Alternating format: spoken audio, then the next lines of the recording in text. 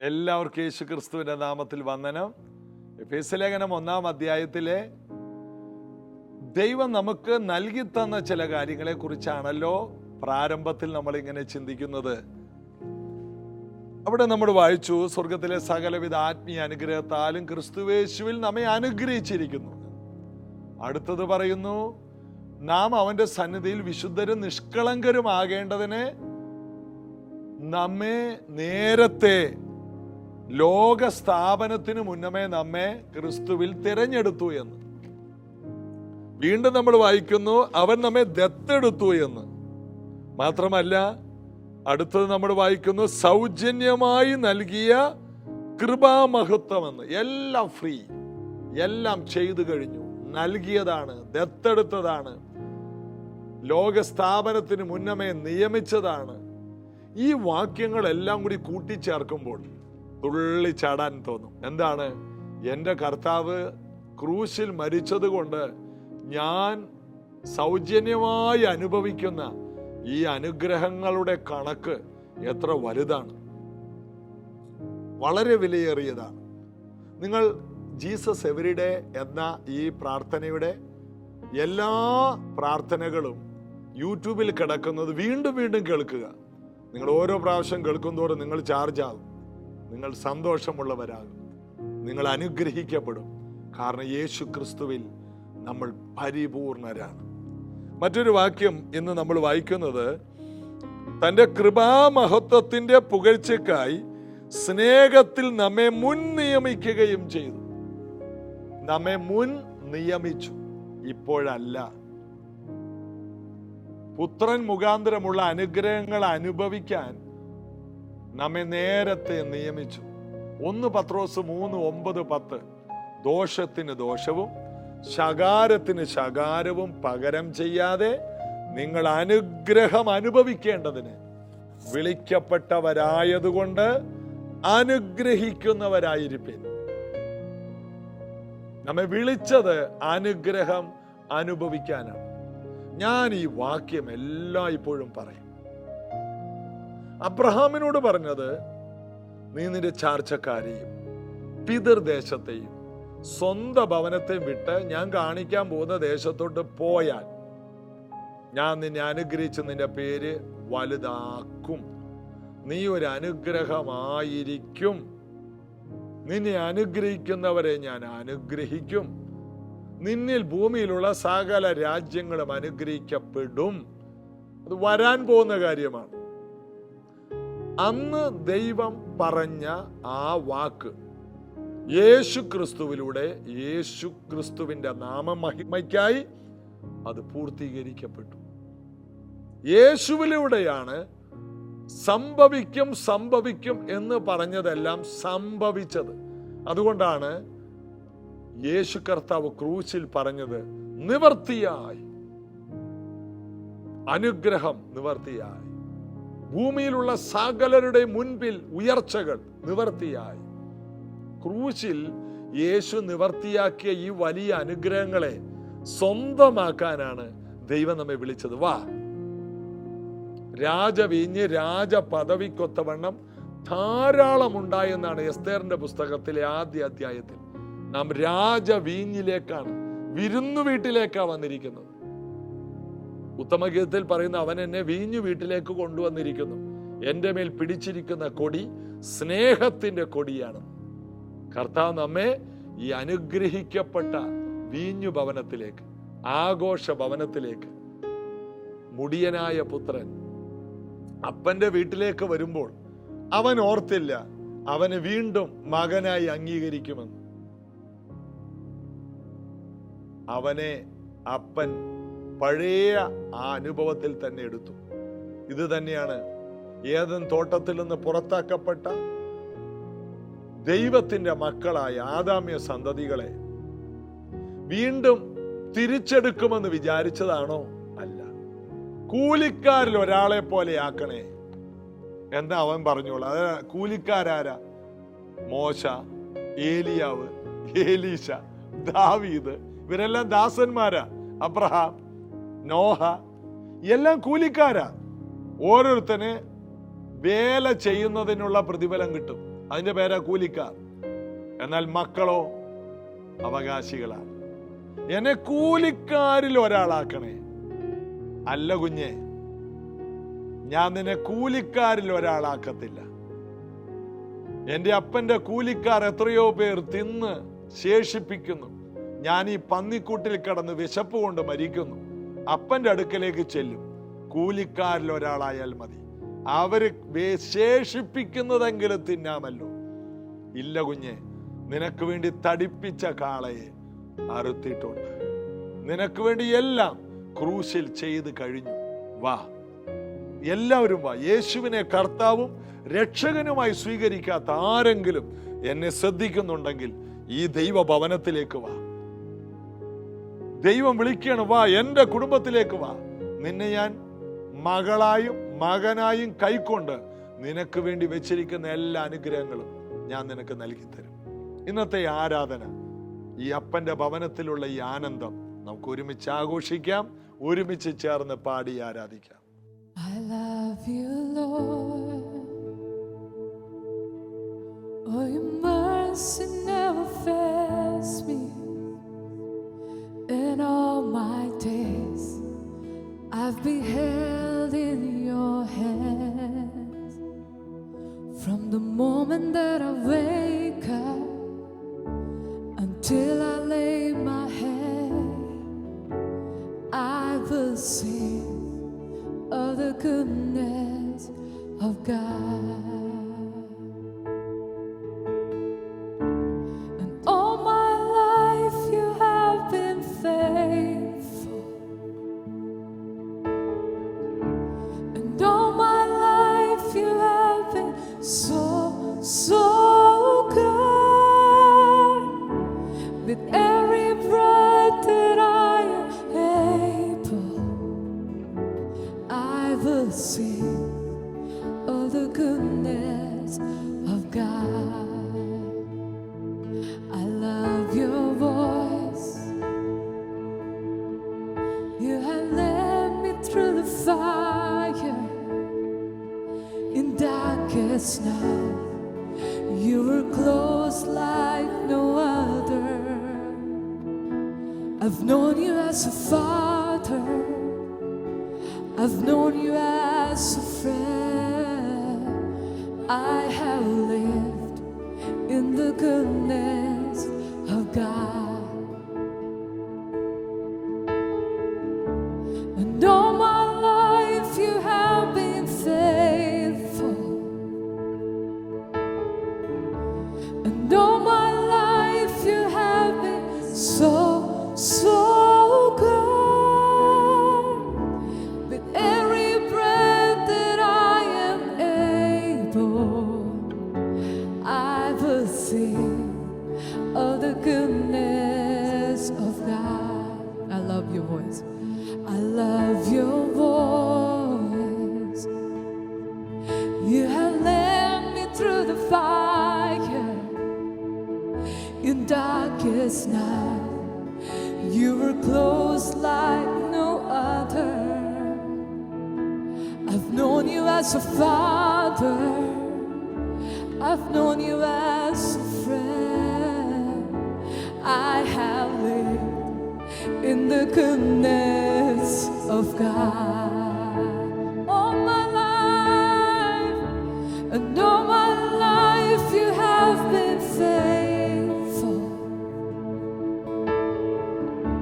And all my life you have been so, so good. With every breath that I am able, I have in the goodness of God. All my life, Jesus, and all my life you have been faithful. And all my life you have been so, so good. With every breath that I am able, I have lived in the goodness of God.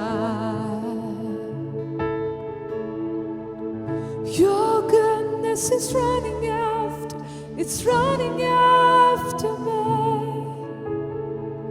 Your goodness is running after, it's running after me. Your goodness is running after, it's running after me. Your goodness is running after, it's running after me. With my life laid out, I'm surrendered now. I give you everything. Your goodness is running after, it's running after me. Your goodness is running after, it's running after me. Your goodness is running after, it's running after me. With my life laid out, I'm surrendered now. I give you everything. Your goodness is running after, it's running after me. And all my life you have been faithful. And all my life you have been so good. With every breath that I am able, I will sing of the goodness of God. All my life, and all my life you have been faithful. Yes, you are. And all my life you have been so good. With every breath that I am able, I will sing of the goodness of God. I will sing of the goodness of God.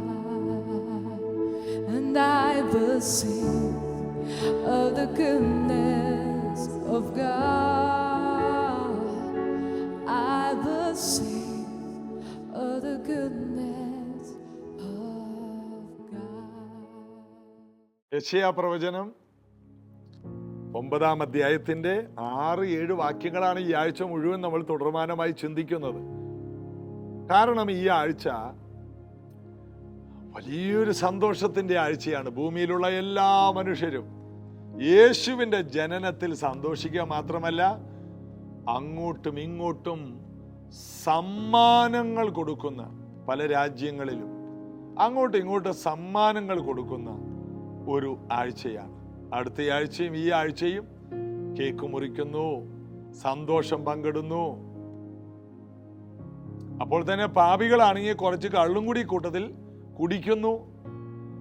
അവരും എന്തെങ്കിലും ആകട്ടെ, യേശു ജനിച്ചത് കൊണ്ട് ഞങ്ങൾക്ക്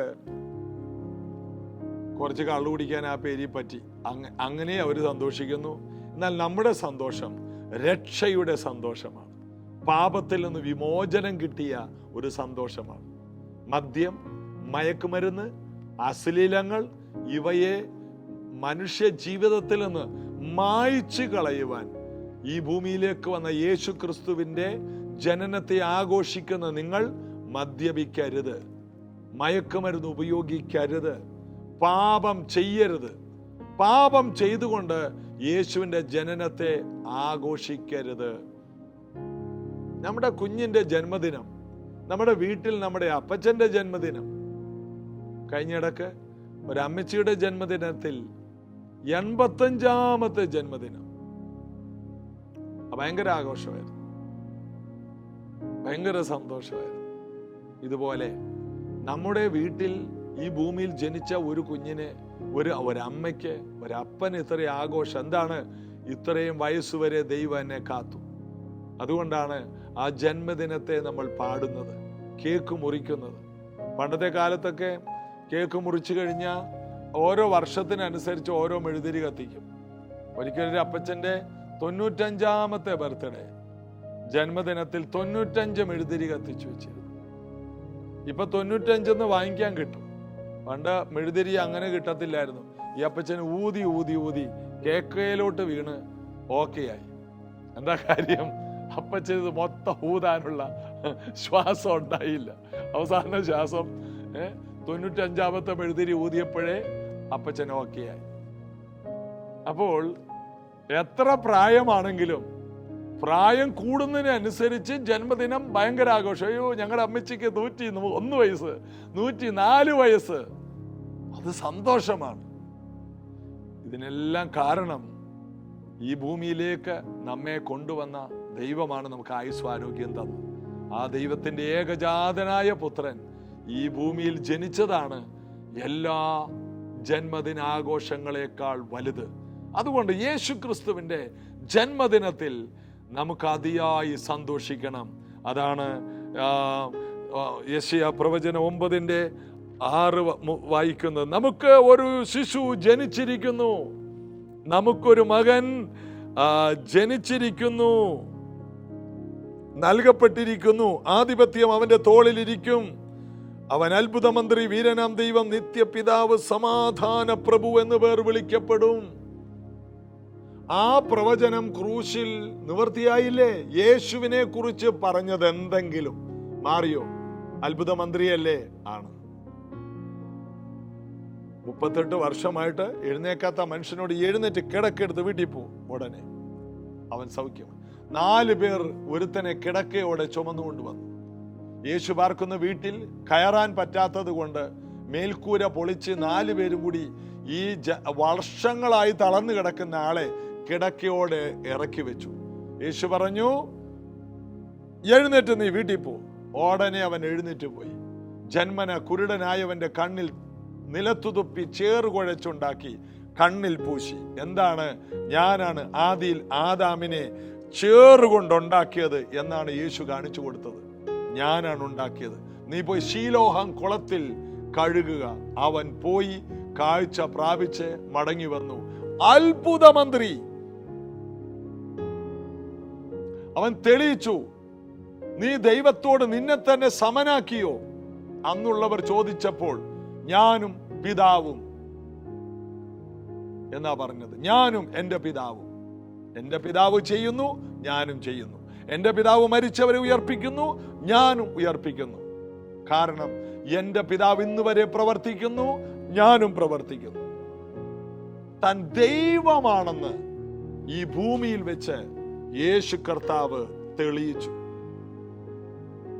അന്നത്തെ പരീശന്മാരും ശാസ്ത്രിമാരും യഹൂദന്മാരും യേശുവിനെ എറിയാൻ കല്ലെടുത്തു. യേശു ചോദിച്ചു, എന്ത് നിമിത്തമാണ് നിങ്ങൾ എന്നെ കല്ലെറിയുന്നത്? ഞാൻ ചെയ്ത നല്ല പ്രവർത്തികൾ നിമിത്തമാണോ? അപ്പൊ അവര്, നല്ല പ്രവർത്തി നിമിത്തമൊന്നുമല്ല, നീ നിന്നെ തന്നെ ദൈവത്തിനോട് സമനാക്കി, അതുകൊണ്ടാണ് നിന്നെ ഞങ്ങൾ കല്ലെറിയുന്നത്. യേശു പറഞ്ഞു, നിങ്ങൾ ദേവന്മാരെന്ന് ഞാൻ പറഞ്ഞു എന്ന് നിങ്ങളുടെ പുസ്തകത്തിൽ പറയുന്നില്ലേ?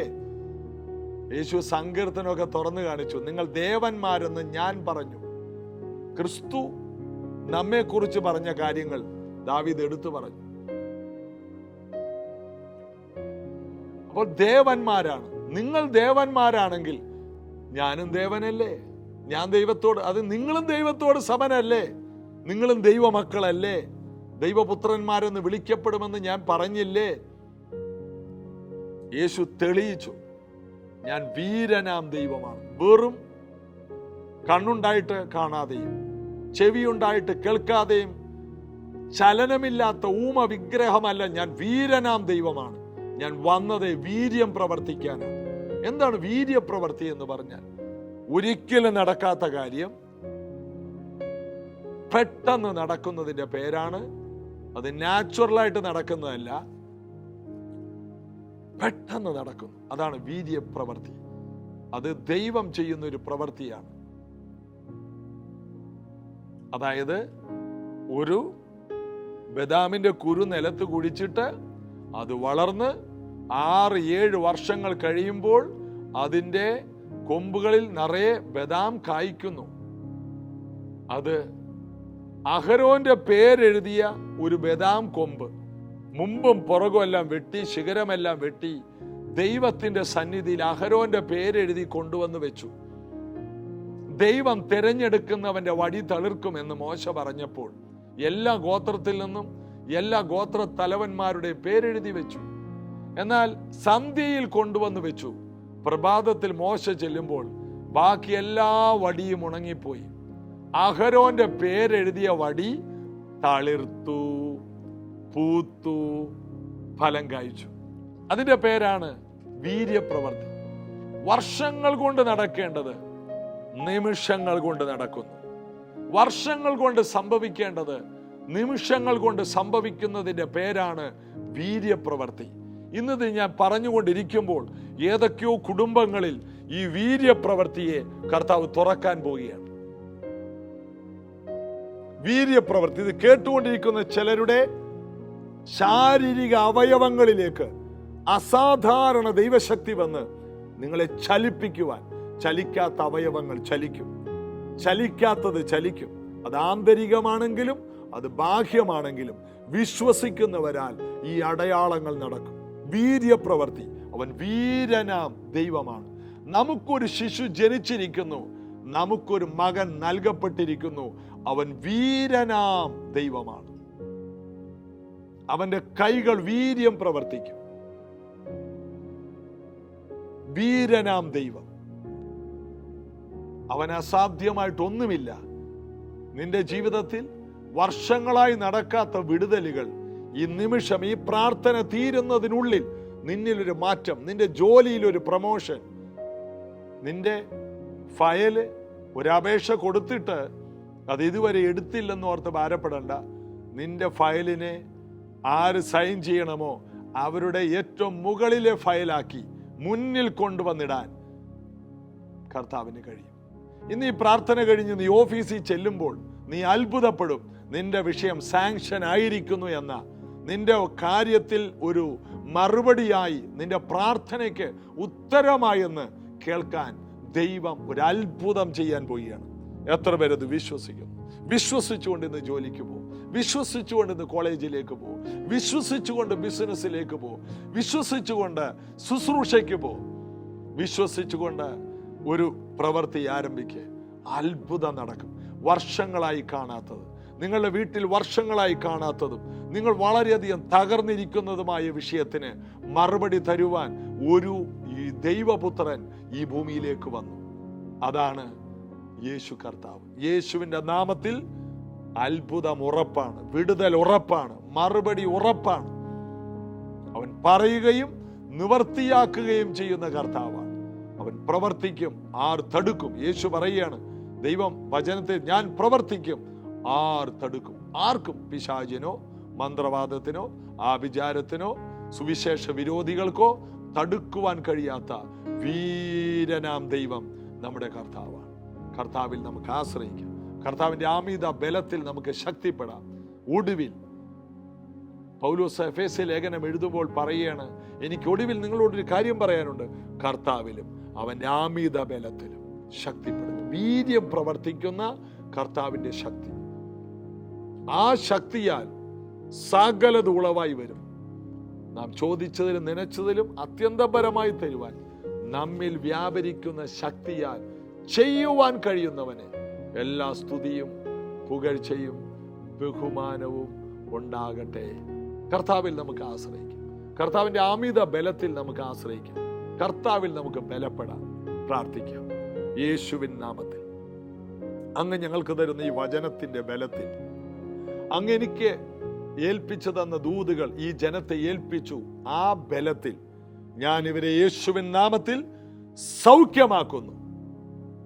തുറന്നു വരട്ടെ, അവരുടെ എല്ലാം തുറന്നു വരട്ടെ, നന്മകൾ തുറന്നു വരട്ടെ, ആരോഗ്യം തുറന്നു വരട്ടെ, സമ്പത്ത് തുറന്നു വരട്ടെ, കുഞ്ഞുങ്ങളുടെ വിദ്യാഭ്യാസ ഹയർ സ്റ്റഡീസ് ഭാവികൾ തുറന്നു വരട്ടെ, വിദേശ യാത്രകൾ തുറന്നു വരട്ടെ. അത്ഭുത താക്കോൽ കർത്താവ് തന്നിരിക്കുന്നത് യേശുവിന്റെ നാമത്തിൽ ഞങ്ങൾ ഉപയോഗിക്കുന്നു. യേശുവിന്റെ നാമമെന്ന താക്കോലിട്ട് ഈ മക്കൾക്ക് വേണ്ടി ചിലത് ഞാൻ തുറന്നു കൊടുക്കുന്നു. ആ ട്രഷറിയിൽ നിന്ന്, സ്വർഗീയ ട്രഷറിയിൽ നിന്ന് ജീവനും ഭക്തിക്കും വേണ്ടതെല്ലാം തുറന്നെടുക്കുന്നു. ഞങ്ങൾ യേശുവിൻ്റെ നാമമെന്ന താക്കോൽ ഉപയോഗിച്ച് ഞങ്ങൾ അനുഗ്രഹങ്ങൾ, അത്ഭുതങ്ങൾ, വിടുതലുകൾ, സമൃദ്ധികൾ തുറന്നെടുക്കുന്നു. അവിടുന്ന് പ്രാർത്ഥന കേട്ടതിനായി സ്തോത്രം. യേശുവിൻ നാമത്തിൽ പിതാവേ, ആമേൻ. കർത്താവിൽ നമുക്ക് സന്തോഷിക്കാം. ഇന്ന് വൈകിട്ട് 7 മണിക്ക് നമുക്ക് ഒരു ഉപവാസ പ്രാർത്ഥനയുണ്ട്. 7 തൊട്ട് 9 മണി വരെയാണ്. കൂടുതൽ നേരം ദൈവവചനം കേൾക്കാൻ നമുക്ക് അങ്ങനെ ഒരു അവസരമുണ്ട്. കർത്താവ് അനുഗ്രഹിക്കട്ടെ. ഈ പ്രാർത്ഥന നമുക്ക് പതിപോലെ രാവിലെ നമുക്ക് ശ്രവിക്കാൻ കഴിയും. എല്ലാവരെയും ഈ പ്രാർത്ഥനകളിലേക്ക് ക്ഷണിക്കുന്നു. ഈ ശുശ്രൂഷയ്ക്ക് എല്ലാവിധ കൈത്താങ്ങലും ഞങ്ങൾക്ക് ആവശ്യമാണ്. ഇത് മുന്നോട്ട് കൊണ്ടുപോകാൻ ഒരു വലിയ ടീം ഇതിൻ്റെ പുറകിൽ പ്രവർത്തിക്കുന്നുണ്ട്. വലിയ ഭാരിച്ച ഉത്തരവാദിത്തങ്ങളും ചെലവുകളുമുണ്ട്. നിങ്ങളുടെ കൂട്ടായ്മയുടെ വലങ്കരം ഞങ്ങൾക്ക് തരുമെങ്കിൽ ഞങ്ങൾ ഈ ശുശ്രൂഷ നിങ്ങൾക്ക് വേണ്ടിയും ചെയ്യും. നമുക്ക് ഒരുമിച്ച് ചെയ്യാം. God bless you.